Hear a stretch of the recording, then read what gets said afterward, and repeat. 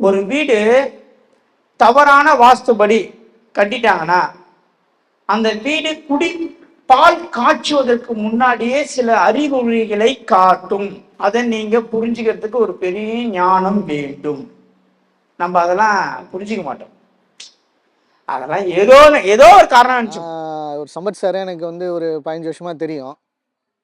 அவர் ஜாதகம் பார்க்க ஆரம்பித்ததுலேருந்தே அவர்கிட்ட நான் நிறைய டிஸ்கஷன் பண்ணுவேன் ஜாதகத்தை பற்றி. அவரும் பல விஷயங்கள் சொல்லி சில விஷயங்கள் நிறைய சக்ஸஸ் ஆகிருக்கு எனக்கு. பட் இன்றைக்கி ஜாதகத்தில் ரொம்ப ஒரு நல்ல தெளிவான துல்லியமாக சொல்கிற அளவுக்கு இருந்தாலும் வாஸ்து ஒரு விஷயம்னு போகும்போது நான் நிறைய பேர் தேடி போயிருக்கேன். இப்போ அவரோட இது என்னன்னா, இந்த கிளாஸ் எடுத்து இது மூலமாக எல்லாரும் தெரிஞ்சுக்கிறது எதுக்கு அப்படிங்கிறது அவர் இது பண்ணுறாருனா, அவரை எல்லாருமே இப்போ நம்ம ஒரு வாஸ்து கன்சல்டன்ட் போகிறோன்னா லேக் கணக்கில் இப்போலாம் சார்ஜ் பண்ணுறாங்க. அந்த விஷயங்கிறது இருக்கக்கூடாது. அவங்களே வீட்டுக்கு அவங்கவுங்க பார்த்துக்கிறதுக்கான வாஸ்து இதுவும் தெரிஞ்சுக்கிறணும். அவங்களே மேம்படுத்திக்கணும். அதே மாதிரி இன்னொரு விஷயம் என்னன்னா, இந்த வாஸ்து கிளாஸ்னால என்ன மாறுதல் நீங்கள் பண்ண முடியாது அப்படிங்கிற விஷயமும். ஒரு வீட்டில் இருந்தா எப்படி ஒருத்தவங்களோட லைஃப் அவங்களோட மனநிலை எல்லாமே சேஞ்ச் ஆகி எப்படி ஒருத்தவங்கள மாற்றும், அவங்களோட லைஃப் எப்படி சேஞ்ச் ஆகும் அப்படின்றது ஒரு நல்லவனை எப்படி கெட்டவனா மாற்றும். அதே மாதிரி ஒரு கெட்டவனை கூட நல்லவனா மாற்றக்கூடிய அமைப்பு அந்த வீட்டுக்கு இருக்குது அப்படின்றது. அதே மாதிரி அந்த வீடு ஒரு வீட்டுக்கு நம்ம போய் பார்த்து நம்ம அதை தேர்வு செய்கிறோம்னு நினைக்கிறோம். ஆனால் ஆக்சுவலி அப்படி கிடையாது. இந்த யூனிவர்ஸ் நம்மளை நம்மளோட கர்மாக்கு ஏற்ற மாதிரி தான் அந்த ஒரு வீட்டுக்குள்ளே போக வைக்குதுன்றது இங்கே தான் புரிஞ்சுக்கிட்டேன்.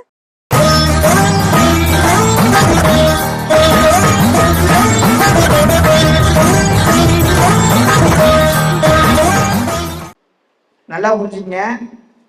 இது உண்மை. ஒரு வீடு தப்பான வீடை கொத்தனார் கட்டிட்டாரு. கொத்தனாரை நான் நம்புறேன்.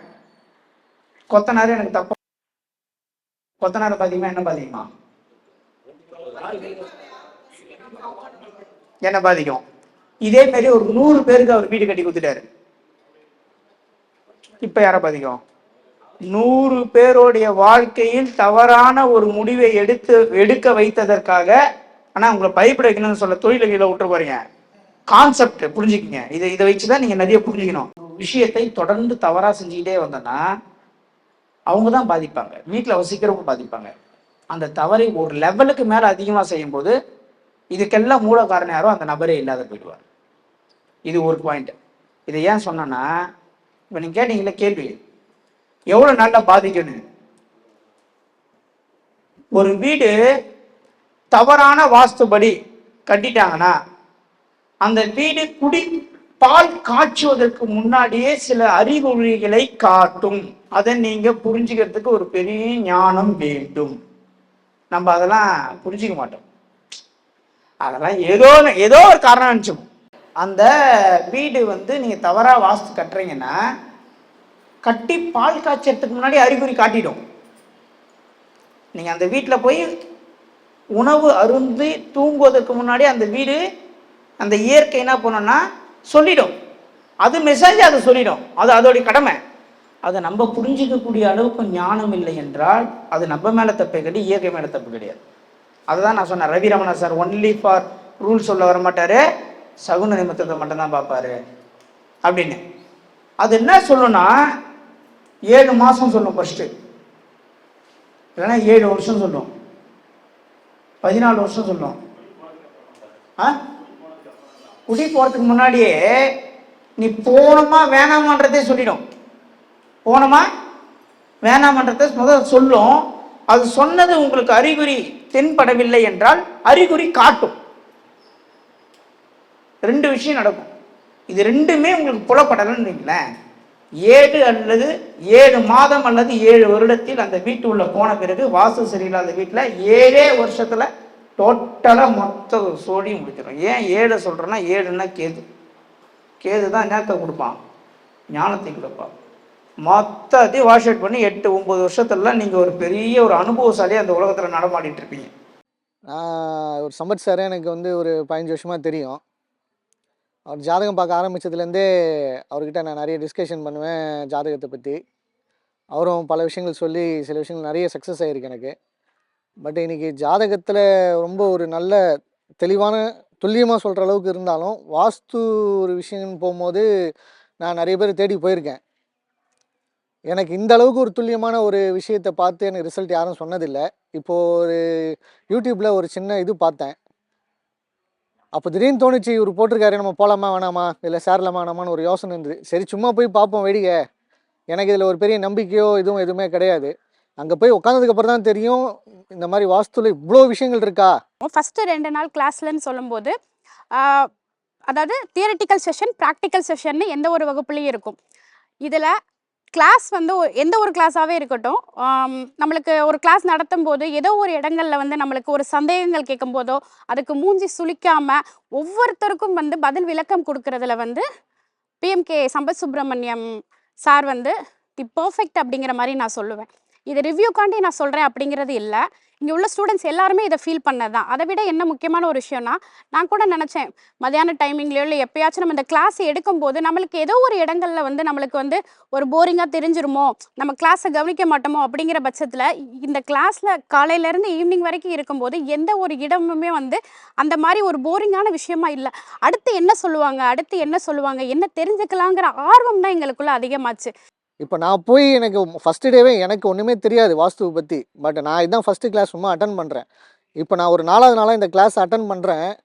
2 சைட்டு கூப்பிட்டு போய் ஒரு எக்ஸ்ப்ளனேஷன் கொடுத்தாரு பாருங்க, வேறு லெவல். அது அதை சொல்கிறதுக்கு வார்த்தையே கிடையாதுன்னு வச்சுக்கோங்களேன். என்னோட ஒரு சின்ன சஜஷன் தான். இப்போ நான் போய் என்னோடய சொந்த விஷயம் அதாவது நீங்கள் போய் தொழில் ரீதியாக பார்க்குறீங்க போகிறோம்லாம் வேணாம். வீட்டுக்கு நம்மளை காப்பாற்றிக்கிறதுக்கும் நமக்கு உண்டான ஒரு பிரச்சனைலேருந்து எப்படி நம்ம விடுபடுறதுக்கும் நீங்கள் இந்த வாஸ்து கிளாஸை நீங்கள் ஜாயின் பண்ணி தெரிஞ்சுக்கோங்க. உங்களை வந்து ஜஸ்ட்டு தெரிஞ்சுக்கோங்க. ஏன்னா உங்கள் வாழ்க்கையே சிறப்பாக மாறிடும்.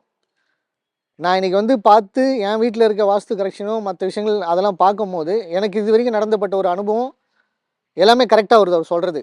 தியரிட்டிக்கல் கிளாஸும் சரி, அடுத்த 2 நாள் ப்ராக்டிக்கல் கிளாஸ்ன்னு நாங்கள் போகும்போது எந்த ஒரு விஷயமுமே நெருப்பு தொட்டா சுடும், அதை சொன்னால் தெரியாது, அதை தொட்டால் தான் நம்மளுக்கு தெரியும். அதே மாதிரி ப்ராக்டிக்கல் செஷனாக அவர் எங்களை ஒவ்வொரு இடங்களுக்கும் கூட்டிகிட்டு போய் அந்த வாஸ்துக்கான வீடு என்ன மாதிரி அமைப்புகளில் இருக்கும், அதோட இன்னும் இன்டெப்த்தாக என்னென்ன விஷயங்கள், அதோட பாதிப்புகள் எப்படி இருக்கும், அதோட நிறை என்ன குறை என்னன்னு கூட்டிகிட்டு போய் ப்ராக்டிக்கலாக சொல்லும்போது அதோட புரிதல் வந்து இன்னும் அதிகமாகுது. ஒரு என்றைக்குமே ஒரு தியரிட்டிக்கல் சொல்கிறத விட ப்ராக்டிக்கல் செஷனுங்கிறது வந்து நல்லாவே இருக்கும். அதை விட என்னென்னா இந்த வாஸ்து கிளாஸோட ஸ்பெஷல் என்ன அப்படின்னு சொன்னோன்னா, அவருக்கு மட்டும் தெரிஞ்ச சூட்சமமான விஷயங்களை வந்து எல்லாரும் தெரிஞ்சுக்கட்டும்னு நினைக்கிறாரு. அவர் அடிக்கடி ஒரு வீடியோவில் சொல்லுவார், ஏதோ ஒரு கிராமத்தில் ஒரு கடைக்கோடியில் ஒருத்தவங்க இருக்கிறவங்க வந்து என்னோட லைஃப் மாறிடாதான்னு நான் நினச்சி தான் நான் வீடியோ போடுறேன், அதில் அவங்க மாறிடுச்சுன்னா அதுதான் என்னோட சக்ஸஸ் அப்படிங்கிறத வந்து சம்பத் சுப்பிரமணியம் சார் அடிக்கடி சொல்லுவார். அதே மாதிரி இப்போ அவரோட இது என்னன்னா, இந்த கிளாஸ் எடுத்து இது மூலமாக வந்து எல்லாரும் தெரிஞ்சுக்கிறது எதுக்கு அப்படிங்கிறது அவர் இது பண்ணுறாருன்னா, அவரை எல்லாருமே இப்போ நம்ம ஒரு வாஸ்து கன்சல்டன்ட் போகிறோன்னா லேக் கணக்கில் இப்போலாம் சார்ஜ் பண்ணுறாங்க. அந்த விஷயங்கிறது வந்து இருக்கக்கூடாது. அவங்களே வீட்டுக்கு அவங்கவுங்க பார்த்துக்கிறதுக்கான வாஸ்து இதுவும் தெரிஞ்சுக்கிறணும், அவங்களே மேம்படுத்திக்கணும். அதே மாதிரி இன்னொரு விஷயம் என்னென்னா, இந்த வாஸ்து கிளாஸ்னால என்ன மாறுதல் நீங்கள் பண்ண முடியாது அப்படிங்கிற விஷயமும் சயின்ஸ் ரீதியாகவும் சரி, இயற்கை ரீதியாகவும் சரி, ப்ராக்டிக்கலாகவும் சரி, உங்களுக்கு வாஸ்துனா பஞ்சபூதம் சொல்லுவோம், 5 எலமெண்ட்ஸ். அந்த 5 எலமெண்ட்ஸை பற்றின போதுமான தெளிவு, போதுமான புரிதல் வந்து எங்களுக்கு இந்த 4 நாள் கிளாஸில் கிடைக்குமா, ஒரு சின்ன டவுட்டோட தான் எல்லாருமே இருப்போம். ஆனால் நான் சீரியஸாக சொல்கிறேன், இந்த 4 நாள் கிளாஸஸில் இன்னும் நிறைய படிக்க வேண்டியது இருக்குது. ஆனால் புரிதல்ங்கிறது வந்து இந்த பஞ்சபூதங்களை பற்றிய புரிதல் வந்து எங்களுக்கு மிகவும் அதிகமாக இருக்குது. எப்பொழுதுமே ஒரு அதிகமான வீடை தவறாக கட்டக்கூடிய ஒரு மேஸ்திரி ஆகட்டும், ஒரு லெவலுக்கு மேல வீடு கட்டினார்னா அந்த மேஸ்திரி என்ன ஆயிடுவாரு? இல்ல, இதுக்கு நான் உதாரணம் டி நகர்ல இருக்கக்கூடிய ஒரு பில்டரை நான் சொல்றேன். 7 மாசம் 7 வருஷம் அதிகபட்சம் ஒரு வீட்டில் நீங்க அதுக்கு மேல வசதிங்கன்னா அந்த வீடு தவறான வீட்டா இருந்தா நிச்சயமா நம்மளுக்கு பெரிய லெவல் பாதிப்புல கொண்டு போய் விட்டுரும். ஒரு வீட்டுல தவறான வீட்டுல நீங்க குடியிருக்கீங்க, உங்களுக்கு அது தெரிஞ்சிருச்சு, நீங்க போய் உங்க வீட்டுல சொல்றீங்க இது தவறான வீடு, இங்க இருந்து நான் மாறிடலான்னு. உங்க வீட்டுல இருக்கிறவங்க கேட்க மாட்டாங்க. ஏன் தெரியுமா? அந்த இயற்கை உங்க வீட்டுல இருக்கிறவனா கேட்க விடாத ஆக்கும். அவனும் கேட்டுட்டான்னு ஐயே, நீங்க ஈஸியா வீடை மாத்திடுவீங்க. ஈஸியா நீங்க வீட்டை மாத்திட்டீங்கன்னா அப்புறம் எப்படி நீங்க கர்மாவை கழிக்க முடியும்? இப்போ இயற்கை இப்படி ஒரு ட்விஸ்ட் வைக்கும். நல்லா இருப்பீங்க ஒரு வீட்டுல, சரி வீடு மாறலான்னு மாறுவீங்க, எல்லாருமே ஒத்துப்பட்டு தவறான வீட்டுல குடி போவீங்க, அங்க ஒரு பெரிய சம்பவம் நடக்கும். ஒரு வீடு தவறான வீட்டில் நீங்க குடியிருக்கீங்க, அந்த வீட்டுல இருந்து நீங்க வெளியே வரணும்னா முதல வாயில சிக்கன கதை தான், விடவே கூடாது. அந்த வீட்டால ஏற்படக்கூடிய இழப்பு நடக்கிற வரைக்கும் அந்த வீட்டுல இருந்து நீங்க வெளியே. அதனாலதான் நான் சில இடங்கள்ல கோவப்படுவேன். காலி பண்ணுங்கன்னா காலி பண்ணுங்க அப்படின்னு சொல்லுவேன். ஆக்சுவலாக நான் வந்து சாரோட வீடியோஸ் எல்லாம் பார்த்துட்டு வந்து ஃபஸ்ட்டு வந்து நினச்சேன், என்னடா சார் வந்து நல்லா படபடன்னு பேசுகிறாரு, சார் வந்து நல்லா தைரியமாக போல்டாக வந்து சில உண்மைகள் எல்லாம் சொல்கிறாரு, இவர் சொல்கிறதுல ஏதாவது இது இருக்கான்னு சொல்லிட்டு நான் பார்க்கணுன்னு நினச்சி உண்மையாக நினச்சிட்டு நான் சரி ஓகே ஏதாவது வந்து நம்ம ஃபாலோ பண்ணி பார்க்கணும் சாரோடது வந்து ப்ரூஃப் இருந்தால் தானே எல்லோரும் நம்புவோம். அதனால் அதுக்காக வந்து நான் சாரோட அந்த ₹1 அந்த என்வலப்பில் வச்சு பண்ணுற அந்த பரிகாரம் பண்ணியிருந்தேன். அது வந்து பண்ணி எனக்கு 3 மந்த்ஸுக்குள்ளேயே அதோட ரிசல்ட் வந்து வந்துச்சு. ஆக்சுவலாக ஜஸ்ட் ஒரு டெஸ்ட் பண்ணுறதுக்காக தான் நான் பண்ணி பார்த்தேன். அது வந்து எனக்கு அது ப்ரூவ் ஆனோடனே எனக்கு அது ஃபுல்லாக சார் மேலே இருக்க ஃபுல் நம்பிக்கை வந்துருச்சு. எனக்கு புரிஞ்சிச்சு சார் வந்து சொல்கிறதுல எல்லாத்துலேயும் வந்து ஏதோ ஒரு விஷயம் இருக்குது. அதே மாதிரி அவரோட வீடியோஸ் எல்லாத்துலேயும் பார்த்தா வந்து அவர் போல்டாக வந்து இருக்கிற விஷயத்தை வந்து உண்மையாக வந்து போட்டு சொல்லி அது வந்து அதில் ஏதோ ஒரு வேல்யூ இருக்குது அப்படின்றது எனக்கு புரிஞ்சிச்சு.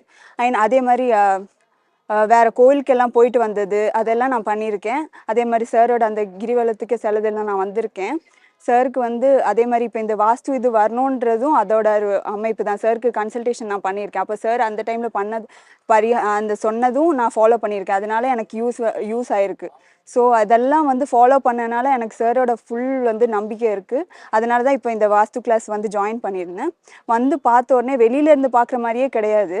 உள்ளே வந்து நம்ம பார்த்தோன்னே லைஃபோட எப்படி லிங்க் ஆகி இது வந்து நம்மளுக்கு இது லைஃபும் ஜோதிடமும் சேர்ந்து லிங்க் ஆகி நம்மளுக்கு வந்து இது ஒரு வீட்டில் வந்து இருந்தால் எப்படி வந்து ஒருத்தவங்களோட லைஃப் வந்து அவங்களோட மனநிலை எல்லாமே சேஞ்ச் ஆகி எப்படி ஒருத்தவங்களை மாற்றும், அவங்களோட லைஃப் எப்படி சேஞ்ச் ஆகும் அப்படின்றது வந்து ஒரு நல்லவனை எப்படி கெட்டவனாக மாற்றும், அதே மாதிரி ஒரு கெட்டவனை கூட வந்து நல்லவனாக மாற்றக்கூடிய அமைப்பு அந்த வீட்டுக்கு இருக்குது அப்படின்றது. அதே மாதிரி அந்த வீடு வந்து ஒரு வீட்டுக்கு நம்ம போய் பார்த்து நம்ம அதை தேர்வு செய்கிறோம்னு நினைக்கிறோம். ஆனால் வந்து ஆக்சுவலி அப்படி கிடையாது. இந்த யூனிவர்ஸ் வந்து நம்மளை வந்து நம்மளோட கர்மாக்கு ஏற்ற மாதிரி தான் அந்த ஒரு வீட்டுக்குள்ளே போக வைக்குதுன்றது இங்கே வந்து தான் புரிஞ்சுக்கிட்டேன். அதே மாதிரி கரெக்ஷன்ஸ் இதெல்லாம் சார் சூப்பராக சொல்லி கொடுக்குறாரு. நீங்களும் வந்து இது பயன்படுத்துங்க. சார் வந்து மற்ற கிளாஸ் மாதிரி தியரி மட்டும் எடுக்காமல் ப்ராக்டிக்கலாகவும் சொல்லி கொடுத்துருக்காரு. அது எங்களுக்கு ரொம்ப எஃபெக்ட் ஆச்சு. இப்போ இருக்கிற இந்த கிளாஸில் வந்து நாங்கள் ரொம்பவே வந்து பெனிஃபிஷியலாக இருக்குது. Thank you so much. நீங்களும் இந்த பிஎம்கே வாஸ்து அகாடமியில் வந்து ஜாயின் பண்ணி உங்களுக்கும் உங்கள் ஃபேமிலிக்கும் மற்றவங்களுக்கும் யூஸ்ஃபுல்லாக இருக்கிற மாதிரி இன்ஃபர்மேஷன் கொடுத்து பயன்படுங்கன்றது தான் என்னோட ஃபீட்பேக்.